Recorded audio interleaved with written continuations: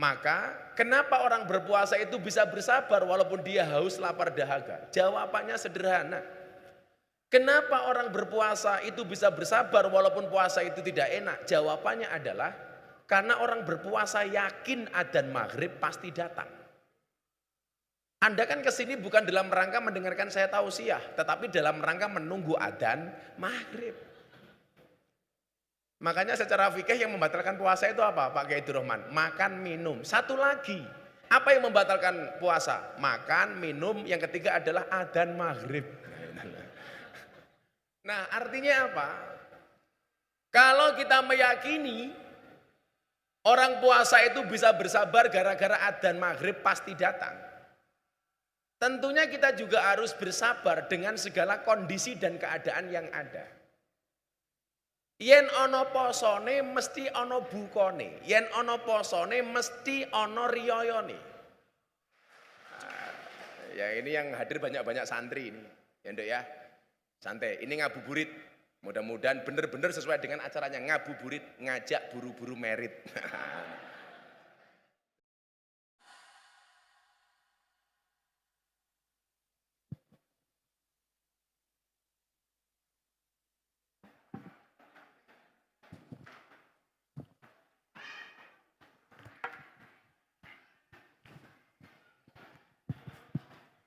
Assalamualaikum warahmatullahi wabarakatuh.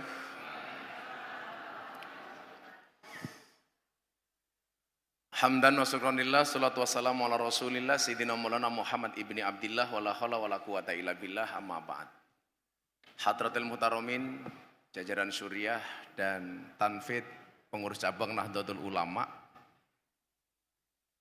seluruh yang hadir yang berbahagia. Saya tadi bertanya kepada panitia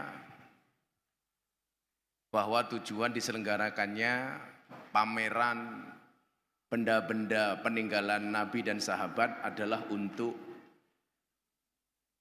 pembangunan kantor cabang Nahdlatul Ulama di Sleman. Tadi saya tanya dapat berapa sampai hari ini, sekitar 75 juta.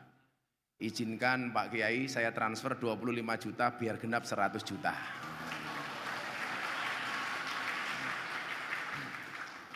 Coro Kiai Durrahman la ora iso ngalim karo ilmune, minimal manfaat karo duwite. Bapak Ibu yang saya muliakan, saya baru hari ini bisa buka di Jogja setelah 20 hari Ramadan berjalan.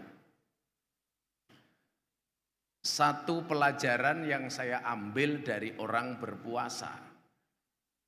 Orang berpuasa itu haus, lapar, dahaga. Tetapi kenapa orang berpuasa bisa bersabar? Kalau toh kemudian orang berpuasa itu pura-pura masuk kamar, minum es teh, makan nasi padang, keluar dari kamar pura-pura puasa juga nggak ada yang tahu. Karena memang puasa ini satu ibadah yang tidak bisa dipamerkan dibandingkan ibadah yang lainnya. Anda sholat bisa diposting dengan gerakan-gerakan sholat. Anda sodakoh bisa dipamerkan kayak tadi Gus Miftah bilang, tak genepi 1 juta saya nyumbang 20 juta. Kok pamer Gus? Lebih baik pamer nyumbang daripada orang pamer tapi ora tahu nyumbang. Toh kemudian Al-Qur'annya juga tidak melarang alladzina yunfikuna amwalahum billaili wan nahar sirra wa alaniyah. Siang hari, malam hari, terang-terangan maupun tersembunyi itu boleh. Yang enggak boleh itu siapa? Yang enggak boleh itu siapa? Yang enggak boleh itu adalah orang yang secara sembunyi-sembunyi tidak nyumbang tapi secara terang-terangan nyinyirin orang yang nyumbang. Nah, itu yang enggak boleh. Makanya kalau dulu dikatakan tangan kanan memberi, tangan kiri tidak tahu, sekarang dibalik. Tangan kanan memberi, tangan kiri diajak. Orang sedekah bisa dipamerkan. Orang haji dan umroh bisa dipamerkan. Begitu masuk Masjidil Haram, selfie di depan Ka'bah. Pertanyaannya adalah bagaimana Anda memamerkan ibadah puasa? Tentunya ini tidak bisa. Maka kenapa orang berpuasa itu bisa bersabar walaupun dia haus, lapar, dahaga? Jawabannya sederhana. Kenapa orang berpuasa itu bisa bersabar walaupun puasa itu tidak enak? Jawabannya adalah karena orang berpuasa yakin adzan maghrib pasti datang. Anda kan kesini bukan dalam rangka mendengarkan saya tausiah, tetapi dalam rangka menunggu adzan maghrib. Makanya secara fikih yang membatalkan puasa itu apa Pak Kiai Rahman? Makan, minum. Satu lagi, apa yang membatalkan puasa? Makan, minum. Yang ketiga adalah adzan maghrib. Sama kayak kemarin saya di Jakarta pengajian sama teman-teman artis ditanya, Gus, ada nggak mas kawin yang paling dibenci sama perempuan? Ada, apa? Mas kawin lagi. Mas kawin paling dibenci perempuan. Kalau bandara paling disukai pria di Indonesia, bandara Jawa Timur, bandara Juanda. Tukang sone baru paham. Nah artinya apa? Kalau kita meyakini orang puasa itu bisa bersabar gara-gara adzan maghrib pasti datang. Tentunya kita juga harus bersabar dengan segala kondisi dan keadaan yang ada. Yen ono posone mesti ono bukone, yen ono posone mesti ono riyoyone. Cuman persoalannya adalah kita kadang-kadang kurang sabar ketika kondisi itu datang. Ketika kemudian untuk meraih sebuah kemenangan kesuksesan, kadang-kadang kita diuji dengan berbagai macam cobaan. Maka kalau saya bilang sama adik-adik santri begini, kalau kamu melihat orang sukses, jangan hanya melihat kesuksesannya, tapi proses untuk mendapatkan kesuksesan. Mungkin di sini salah satunya Pak Wiratno yang menjadi sejarah bagaimana kemudian yang tahu sejarah saya dari from zero to hero. From nothing to something. Dari yang bukan siapa-siapa menjadi siapa-siapa. Caranya bagaimana? Ibnu Athaillah kemudian sering kali mengingatkan kepada kita dengan makolahnya, jadikanlah harapan dalam semua tindakanmu, jangan hanya berangan-angan alias tulul amal. Sehingga kemudian di situ kita sering disebutkan mal farqu bainar roja' wat tamanni. Perbedaan antara harapan dan angan-angan. Kalau PCNO hari ini pengen bangun kantor, kemudian dilakukan ikhtiar untuk mencari material dalam rangka membangun kantor, melalui pameran, melalui jualan dan lain sebagainya, itu jelas merupakan ar-roja atau harapan. Tetapi ketika kita pengen bangun kantor, pengurusnya cuma diam saja, tidak melalui banyak proses, tidak ada ikhtiar, tidak ada usaha. Itu namanya bukan ar-roja tetapi tamanni atau hanya angan-angan. Makanya saya menyambut baik dengan niat PCNO untuk membangun kantor Nahdlatul Ulama. Tapi yang perlu diingat adalah tolong luruskan niat. Jangan dengan mengatasnamakan bangun kantor NU kita mengatakan dalam rangka menghidupi NU. Enggak ada ceritanya kita menghidupi NU, Pak. Yang ada kita yang cari hidup dari NU. NU itu kan terlalu kita eksploitasi. Bagaimana tidak? Kita jualan apapun yang terkait dengan simbol NU itu laku, Pak. Peci gambare NU laku. Kaos gambare NU laku. Baju gambare NU laku. Coba serban gambare NU laku. Tapi ya mohon maaf ya. Di mana-mana ini saya matur, tolong jangan pernah pasang gambar NU di sarung. Saya tidak ridho. Ini saya sampaikan ketika haulnya Mbah Wahab Hasbullah tahun kemarin bersama Pak Jokowi. Saya tidak rela kalau gambar jagat ada tulisan Nahdlatul Ulama, Anda jadikan gambar di sarung. Bagi saya itu penistaan terhadap Nahdlatul Ulama. Coba Anda bayangkan santri pakai sarung gambarnya NU. Masuk toilet ngising, mau buka sarungmu tok tanpa kamu gantung sarungmu. Bila berarti gambar NU nyawang silitmu. Dan bagi saya itu penghinaan.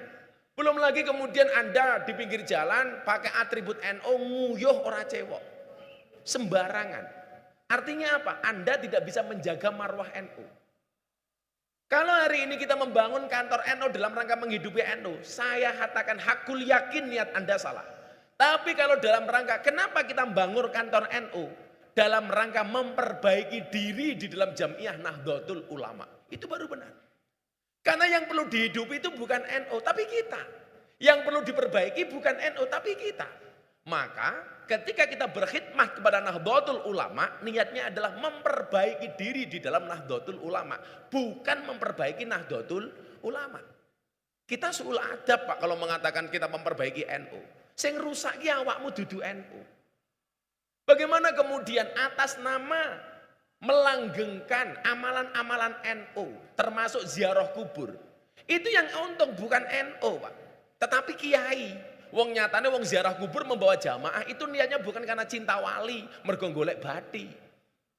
Nah, coba Pak Kiai Droman lihat saja. Nah, kiai-kiai ini nggawa jamaah ziarah wali, ini karena kita cinta wali, lah cangkem murah percaya aku. Itu hanya mencari selisih margin saja itu. Artinya apa? Kita eksploitasi terhadap Nahdlatul Ulama. Makanya saya nggak pernah, makanya saya bilang sama Pak Wi kalau mau ziarah memberangkatkan kiai-kiai nggak usah ditarik iuran. Nanti hisab saya besar, hisab saya abot. Mendingan gimana Gus? Kita carikan bis, kita sewake, daharnya kita tanggung, ayo Anda berangkat. Itu baru kemudian nguri-nguri amaliyah Nahdlatul Ulama. Apalagi kemudian Sleman berada di daerah istimewa Yogyakarta. Tentunya yang Yogyakarta terkenal dengan pengurus Muhammadiyahnya. Ini betul-betul merupakan ladang jihad bagi kita. Mampu nggak kamu eksis di tengah-tengah kampungnya orang Muhammadiyah? Dan saya mampu menunjukkan itu Pak. Ketika saya menjadi James Bond jaga masjid dan kebon di masjidnya orang Muhammadiyah, saya mampu eksis dengan amalan-amalan Nahdlatul Ulama. Walaupun saya harus ngapusi ngakali. Kalau ngapusi dosa lah, ngakali ora lah. Nah, saya ngakali konco-konco Muhammadiyah di Taman Siso. Mereka nggak mau tahlilan, saya ganti pembacaan kalimat thayyibah. Walaupun kalimat-kalimat thayyibah digunakan oleh orang NU, saya protes. Kalau di lingkungan NU jangan pernah menggunakan bahasa kalimat thayyibah. Mohon maaf, jangan pernah menggunakan bahasa kalimat thayyibah. Langsung saya sebut tahlilan, yasinan. Ketika kita menggunakan bahasa yasin dan tahlil, tetap kita pergunakan, itu bagian dari al-muhafadzatu alal qadimis sholeh. Dan tentunya pengurus hari ini dituntut untuk wal akhdu bil ajdadil aslah. Bukan lagi bil jadid, tetapi bil ajdadil aslah. Makanya Kiai Said mengakui bahwa kemajuan dakwahnya Gus Miftah bisa diterima di lokalisasi di klub malam, bahkan di kalangan non-Islam, itu bagian dari ajdadil aslah. Bukan lagi jadid, bukan lagi baru, tetapi yang terbaru. Kenapa? Karena kondisi dakwah harus menyesuaikan dengan perkembangan zaman. Islam tidak ketinggalan zaman. Al-Islamu ya'lu wa la yu'la alaih. Tetapi yang selalu ketinggalan adalah orang-orang Islam. Maka saya mengapresiasi NU di Jogja yang berani menghalalkan kripto. Di saat banyak orang di luar sana mengharamkan kripto. Dan insya Allah untuk perjuangan saya kepada Nahdlatul Ulama, saya besok bulan Mei akan launching namanya MPC, Merah Putih Koin. Itu bagian dari kripto. Yang saya sampaikan kepada para kiai, termasuk Mbah Dim, termasuk Abah Lutfi, Bah mohon izin, saya membuat produk kripto. Sehingga apa? Ekonomi kita tidak ketinggalan zaman. Hari ini kita menjadi penonton terhadap dahsyatnya kemajuan dakwahnya Muhammadiyah dengan ekonominya. Walaupun Muhammadiyah hari ini juga stres gara-gara apa? Tidak punya kiai. Karena setelah Kiai Haji Ahmad Dahlan, Muhammadiyah tidak pernah punya kiai. Punyanya profesor. Profesor Amin Rais, Profesor Syafi'i Ma'arif, Profesor Din Samsudin, Profesor Haidar Nasir. Nah, kalau cuma prof, saya juga prof Pak. Tapi bukan profesor, provokator. Maka saya menyambut baik, insya Allah Pak, kalau saya ada rezeki, transfer hari ini tidak yang terakhir, insya Allah secara berkesinambungan bisa membangun pembangunan kantor pengurus cabang Nahdlatul Ulama. Amin Allahumma amin. Dan sudah maghrib, ya nggak usah panjang-panjang, wong saya tombok, saya nggak dapat amplop kok ya. Wis nyumbang kan ceramah. Gitu. Mungkin itu, maka Bapak Ibu yang saya muliakan, mudah-mudahan kita doakan bersama-sama kantor cabang Nahdlatul Ulama Sleman segera terwujud. Amin. Malu sebenarnya kalau saya di mana-mana di Riau, di Kalimantan meresmikan kantor pengurus cabang, sementara tempat tinggal saya Sleman belum ada kantornya. Saya terima kasih kepada pengurus Tanfid dan Suriah, mudah-mudahan doa kita diijabah oleh Allah Subhanahu wa taala sehingga wujud kantor cabang Nahdlatul Ulama Sleman. Amin Allahumma amin. Mungkin seperti itu, terima kasih Mbak MC. Tetap berbukalah dengan yang setia. Kenapa? Karena yang manis kadang-kadang pendusta.